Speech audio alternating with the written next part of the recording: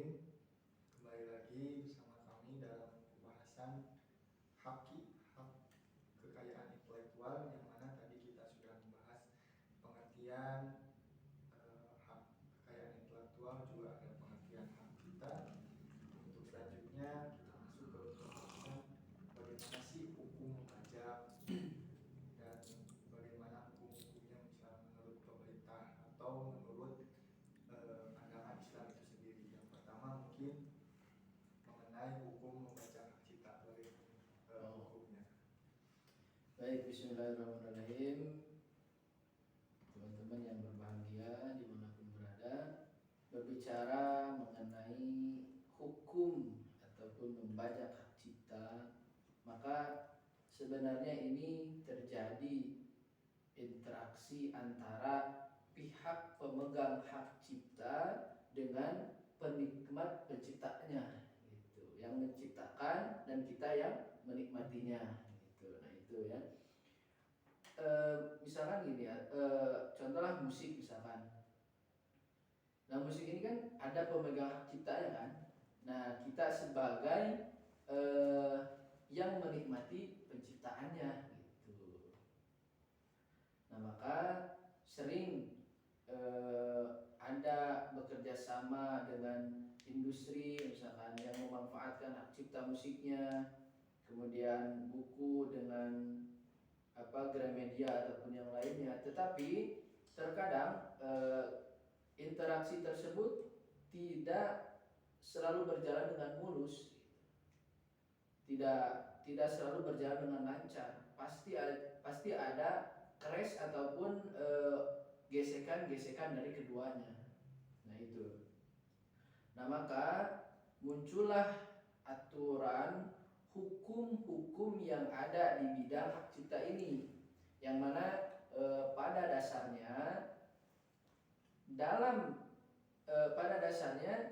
supaya tidak ada lagi pelanggaran di bidang hak cipta tersebut. Nah maka diadakanlah aturan-aturan hak cipta ini supaya tidak ada pelanggaran ataupun penyalahgunaan, gitu. Nah tadi pertanyaan yang kedua, mungkin ada setidaknya ini ada dua sudut pandang ya, mengenai hukum membajak hak cipta ini. Yang pertama yaitu mengenai pendapat ataupun sudut pandang menurut pemerintah.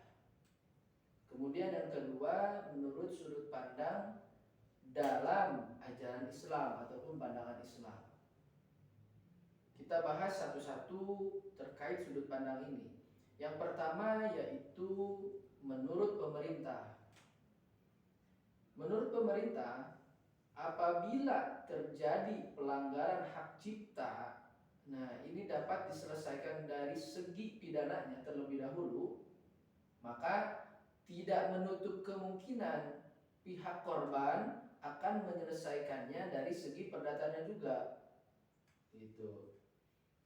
Misalkan begini, contoh di dalam pasal 72 ayat 1 ya, menetapkan bahwa barang siapa dengan sengaja tanpa hak melakukan perbuatan mengumumkan ataupun memperbanyak suatu ciptaan seseorang, misalkan tadi ciptaan buku ataupun musik yang lain sebagainya, nah maka itu termasuk ke dalam tindak pidana.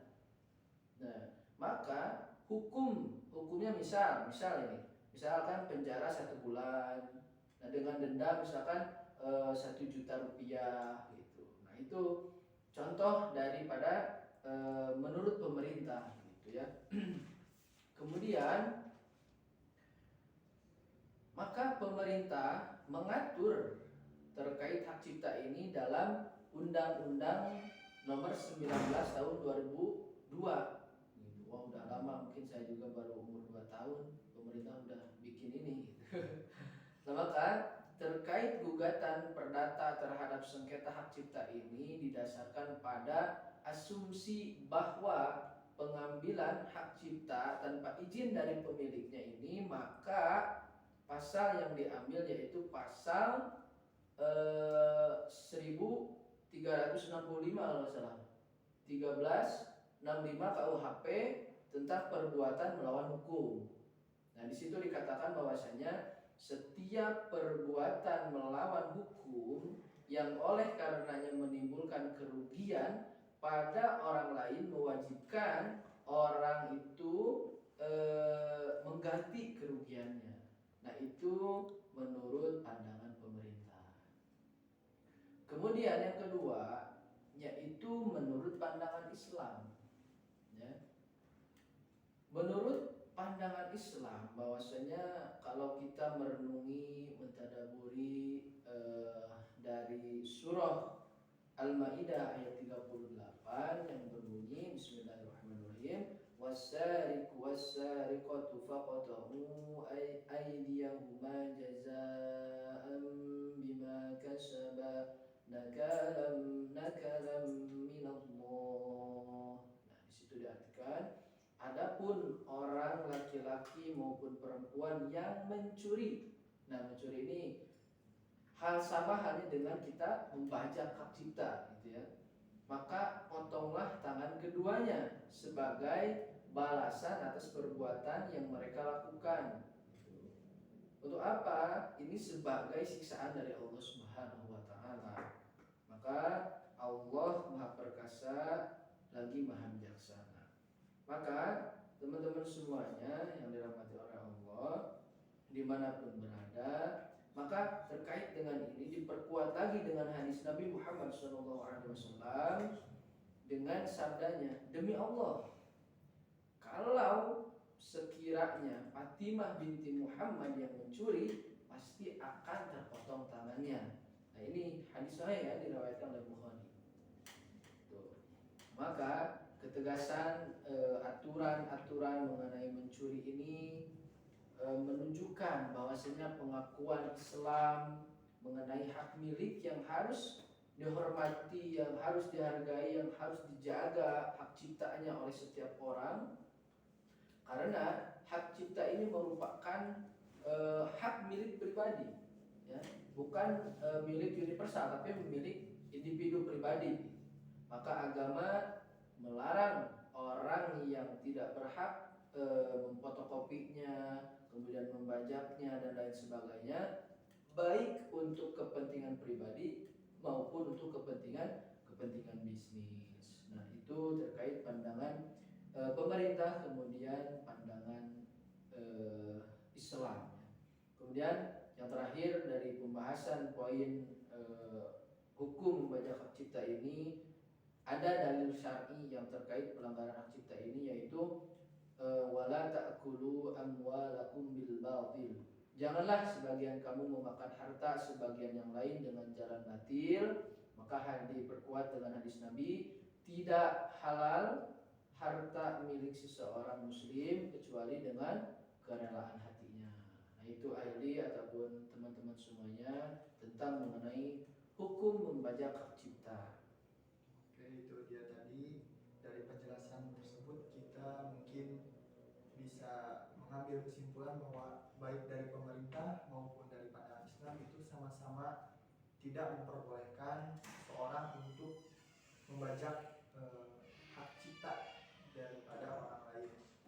Dan tentunya di Al-Quran sendiri sebagai huda, sebagai petunjuk kita, itu sudah sangat jelas tadi di dalam Quran surat Al-Maidah dan Quran surat Al-Baqarah, kemudian diperkuat lagi melalui hadis Nabi bahwasanya hak cipta itu benar-benar dilindungi. Jadi karya kita tentunya dihargai, dan baik dalam pandangan pemerintah maupun menurut pandangan Islam. Untuk selanjutnya mungkin bagaimana sih hukum memanfaatkan barang bajakan hak cipta baik menurut pemerintah maupun menurut pandangan Islam? Oke. Terkait dengan hukum memanfaatkan barang bajakan hak cipta, yang pertama mungkin menurut pemerintah sendiri bahwasanya dalam hal ini memanfaatkan barang bajakan tidak boleh, ya. Karena sudah diatur, sudah ditentukan dalam undang-undang, kemudian telah tertuang jelas ya di dalam undang-undang, hukuman-hukuman bagi siapa-siapa saja yang menggunakan ataupun memanfaatkan barang-barang bajakan itu tidak diperbolehkan gitu. Banyak sekali pasal-pasal, contoh misalkan Undang-Undang Hak Cipta nomor 19 tahun 2002 ya, yang memberikan kesempatan dalam penyelesaian sengketa hak cipta ini. Kemudian ada pasal 72 dan 73 UU HC tahun 2002, pasal 72 ayat 1 ya. Masih banyak sekali pasal-pasal yang menurut pemerintah. Adapun menurut pandangan Islam, nah maka kalangan ulama zaman dulu kontemporer bersepakat bahwasanya hak cipta itu menurut syariat Islam khususnya terpelihara, ya, dijaga. Para pemiliknya ini bebas memperlakukan hak cipta itu sekehendak mereka, ya. Jadi bebas mau segimanapun ya terserah gue, gitulah bahasanya tuh. Tak seorang pun yang berhak melanggarnya. Namun dengan syarat, tentu ada syarat. Jangan sampai dalam karya tulis itu misalkan ya, dalam karya tulis ada yang melanggar syariat Islam gitu. Nah, itu tidak diperbolehkan. Nah, itulah yang menjadi keputusan akhir dari lembaga pengkajian fikih Islam yang lahir dari organisasi Kooperasi Islam pada pertengahan kelima di Kuwait tahun 1409 Hijriah bertepatan dengan tahun 1988 Masehi gitu. Nah, maka Islam melarang terhadap perbuatan pencurian yang dalam hal ini bisa dicontohkan seperti tadi pembajakan, copy paste, copyright, itu dilarang di dalam Islam ya. Maka perbuatan itu jelas tindakan pidana menurut hukum Islam ataupun menurut pemerintah. Nah, mungkin itu yang bisa saya sampaikan mengenai poin-poin yang tadi melanjutkan pemateri selanjutnya. Saya kembalikan lagi ke moderator. Oke, itu dia tadi hukum memanfaatkan barang bajakan hak cipta. Ternyata ya memang baik dari pemerintah maupun pandangan Islam itu sama-sama pandangannya tidak memperbolehkan kita untuk melakukan pembajakan terhadap hak cipta itu sendiri, karena memang hak cipta ini sangat-sangat dilindungi baik oleh pemerintah maupun oleh hukum Islam itu sendiri. Baik, karena pembahasan dirasa sudah cukup, sudah selesai. Baik, tadi sudah kita bahas mengenai pengertian-pengertian dan hukum-hukumnya. Alhamdulillah pembahasan-pembahasan tersebut sudah kita paparkan. Untuk itu kami dari kelompok pemakalah hukum Haki